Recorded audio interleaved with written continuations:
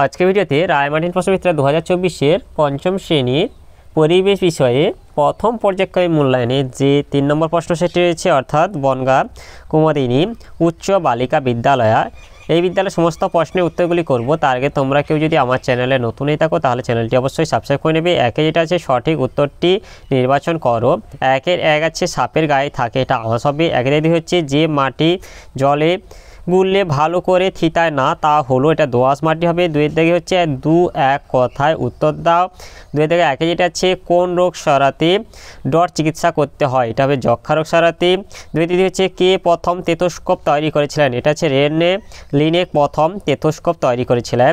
তিনের দিকে হচ্ছে নির্দেশ মতো প্রশ্নগুলি যথাযথ উত্তর দাও। তিনের দিকে একে যেটা আছে এটা এই অক্ষরটা সাজিয়ে নিলে হবে মেলানিন। তিনের দিকে হচ্ছে পাহাড় সমতল সর্বত্রই ড্যাশ তৈরি করতে মাটি চাই, এটা হচ্ছে খাদ্য তৈরি করতে মাটি চাই হবে।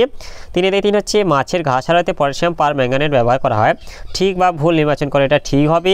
3 থেকে 4 হচ্ছে কালো রঙের বড় হুলো বেড়ালের মতো দেখতে লোমশ লম্বা লেজওয়ালা প্রাণীটির নাম কি, এটা ভামবিড়াল বা গন্ধকুকুল হবে।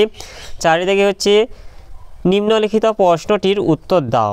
মানুষের দেহে কনুই থেকে কবজি পর্যন্ত কি কি হাড় থাকে, মানুষের দেহে কনুই থেকে কবজি পর্যন্ত রেডিয়াস ও আলনা হাড় থাকে। তাহলে আজকের ভিডিওতে আমরা পঞ্চম শ্রেণীর পরিবেশ বিষয়ে যে 3 দাগে বনগাঁ কুমুদিনী উচ্চ বালিকা বিদ্যালয় এই বিদ্যালয়ের সমস্ত প্রশ্নের উত্তরগুলি শেষ করলাম। আর তোমরা কেউ যদি আমার চ্যানেলটা এখনও সাবস্ক্রাইব করে রাখোনি তাহলে চ্যানেলটা অবশ্যই সাবস্ক্রাইব করে নেবে। ভিডিওটি ভালো লাগলে ভিডিওটিকে লাইক কমেন্ট ও শেয়ার করতে ভুলবে না।